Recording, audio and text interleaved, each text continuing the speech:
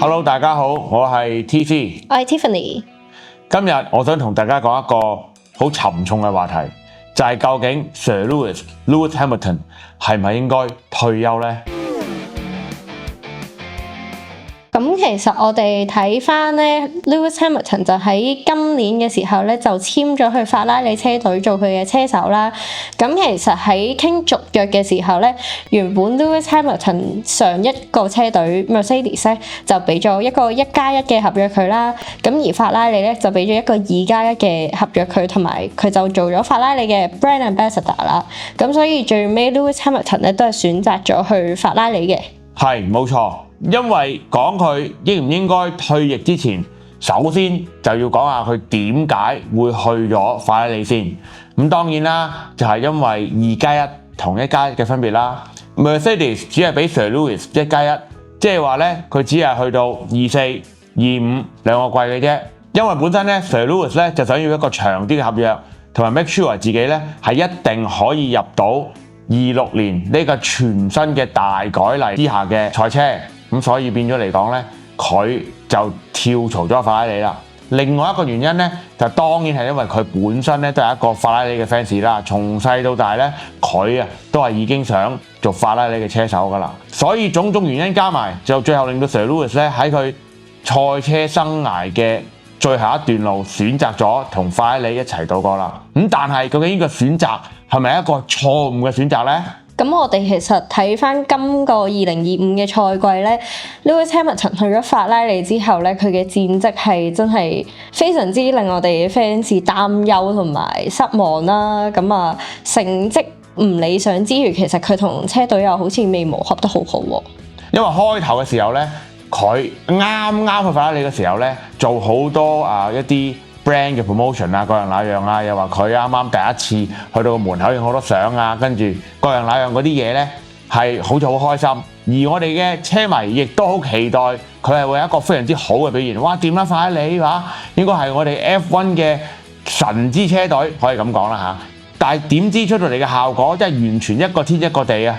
咁其實喺我哋嘅 F1 community 入面咧，都有唔少聲音咧，就係叫阿 Lewis Hamilton 退休，就讓翻個位置俾啲新人啦。就覺得佢年紀都開始上嚟啦，可能能力已經唔再係當年輝煌嘅時候咁樣咯。咁其實我又覺得唔係嘅。咁阿 Alonso 嗰時係幾歲啦？講真，不過你又唔可以用阿 Alonso 同阿 Hamilton 比嘅，講真係咪？咁啊，但係當然嗱。揸車咧就肯定係後生一定會快啲，點解？因為後生仔咧反應係會快啲嘅，你哋睇 Kimi 就知㗎啦。咁我哋先講下，其實喺數據方面咧 ，Lewis Hamilton 今季嘅成績咧真係唔係幾好啦。咁但係當中嘅原因究竟係佢個人能力嘅問題啊，定係車隊或者係架賽車嘅問題咧？數據咧就交俾你啦 ，Tiffany， 因為咧後生女啲記憶應該會好過我嘅，我係阿叔嚟㗎啦嘛。咁喺數據方面咧，我哋單睇法拉利兩位車手啦 ，Lewis Hamilton 喺排位賽咧，佢個排名係比 Charles Leclerc 咧落後咗好多次嘅。咁而 Charles Leclerc 咧揸住同一架嘅賽車，而佢嘅排位賽成績好咁多咧，就令到有唔少人都質疑，究竟咸美頓係咪已經再駕馭唔到法拉利嘅賽車咧？但係又咁講，今年SF25呢架車咧。公認係一個 shit box 嚟嘅，講真。咁所以根本 Sir Lewis 唔係話駕馭唔到，即係架車唔迎合佢啫，可以咁講。但係咧，其實啦，睇翻如果喺預戰裏邊咧，因為 Sir Lewis 喺預戰係特別勁噶嘛，即係同冼拿一樣。咁變咗嚟講，其實佢喺預戰裏邊咧攞嘅分數咧係特別多嘅喎。即係話咧，其實佢寶刀未老嘅。喺預戰當嗰個車嘅實力拉得比較平均嘅時候咧，佢仲係可以逢車過車嘅。咁雖然咧 Lewis Hamilton 喺 quali 入面咧個成績唔係幾好啦，都試過多次喺 Q3 就已經出咗局啦。咁但係喺正賽嘅時候咧，佢成日都會喺一個比較後嘅排名，可能第10幾位起步咧，一口氣連追5、6個位置上翻去，甚至係有積分可以攞嘅喎。咁其實我又覺得佢手車都唔係大家講到咁差嘅。不如咁講啦 ，Sir Lewis 嘅技術咧同埋經驗咧，就絕對係不容置疑㗎啦。只係話咧，根本嘅車我覺得係完全唔啱佢揸，所以變咗咧就係問題所在啦。另外一樣嘢咧，我覺得咧法拉利咧都係始終偏心Charles Leclerc嘅。大家網友同唔同意咧，都可以留言喺下面話俾我哋聽。咁除咗架車同埋 Lewis Hamilton 自己本身嘅技術之外咧，咁其實我覺得車隊都好影響 Lewis Hamilton 今季嘅表現啦。因為車隊咧喺決策上面咧都出現咗好多嘅失誤啦，或者喺 pit stop 上面咧，佢間唔中都會有啲失誤，令到成個時間拉長咗好多喎。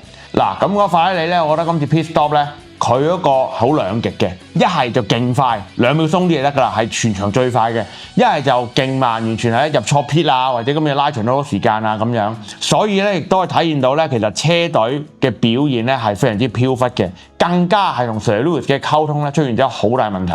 咁其實咧有啲外國嘅分析咧都指出啊，話 Lewis Hamilton 喺今季咧因為車隊嘅失誤或者策略上面咧，佢最少咧都係失去咗差唔多成20分。咁其實呢20分咧係非常之影響嘅排名嘅喎。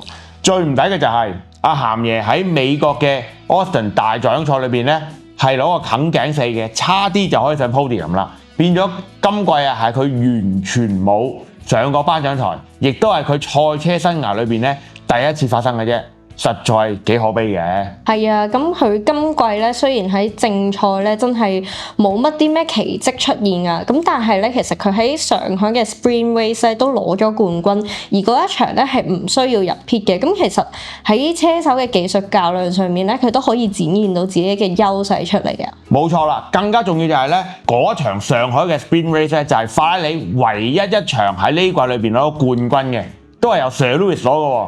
咁有啲人就話：喂，你跌咗你哋攞一紮沙啫咁講。咁但係呢個又係事實嚟嘅喎。咁所以其實咧，法拉利揾阿鹹爺加盟咧，我覺得策略上係冇錯嘅。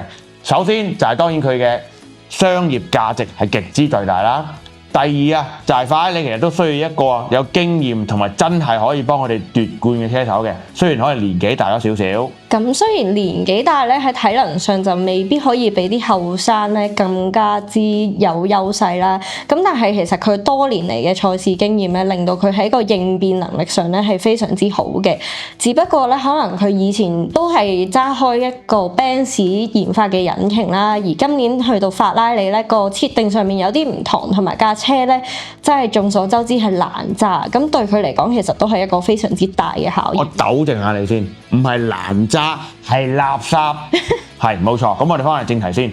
咁變咗嚟講咧，其實我諗成兩個系統啦，因為 Mercedes 咧係一個德國嘅系統啦，咁 precise 好多啦，要德國人做機械好咁樣嘢啦。咁而當然法拉利咧就俾一個叫做藝術家啲嘅，你見佢啲 engineer 就知㗎啦。咁可能根本咧阿 Sir Lewis 係完全唔適應嘅，但係去到2026嘅季度咧，就會係一架全新嘅改例、全新嘅系統、全新嘅賽車，架車會細咗、靈活咗。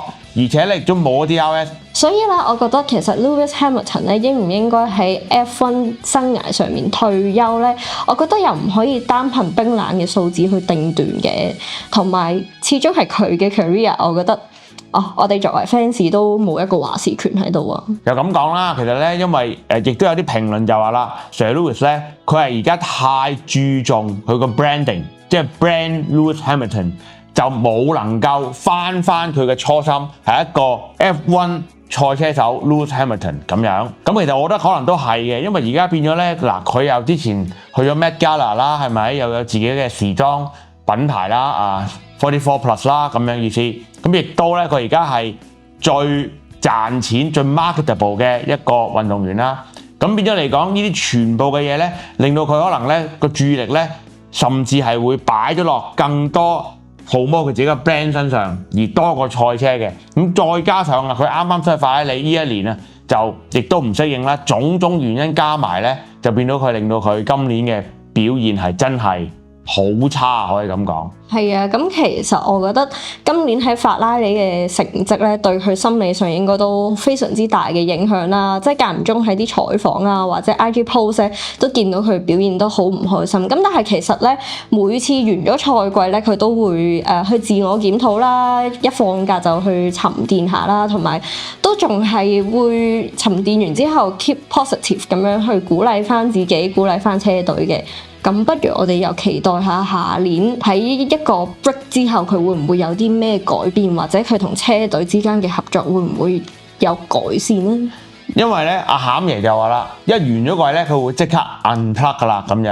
咁但係當然啦，啱啱我哋睇到咧就係佢去咗 Lululemon 咧做咗個活動嘅，咁之後佢應該會 unplug 噶啦。所以咧希望佢真係可以好好咁休息，再上路。亦都係咧我哋亦都期待啊嚟緊2026年大改例啦，全新嘅車，全新嘅系統，希望佢咧可以發揮得更好。作為粉絲嘅我哋咧係絕對會繼續支持佢嘅。唔知依家睇緊嘅朋友有冇都係 Lewis Hamilton 嘅粉絲呢？如果有嘅話，喺下面留言同我哋 say 個 hi。同埋啊，亦都可以留翻 Lewis Hamilton 嘅名句 Still I Ride 喺下面為佢打氣。希望大家可以集氣，令到佢下一季咧變得更好。咁大家除咗可以一齊支持 Lewis Hamilton 之外咧，大家都記得支持下我哋嘅 channel， 記得 like、comment、share 同埋 subscribe 我哋啦。我係 TC，我係 Tiffany，下次見。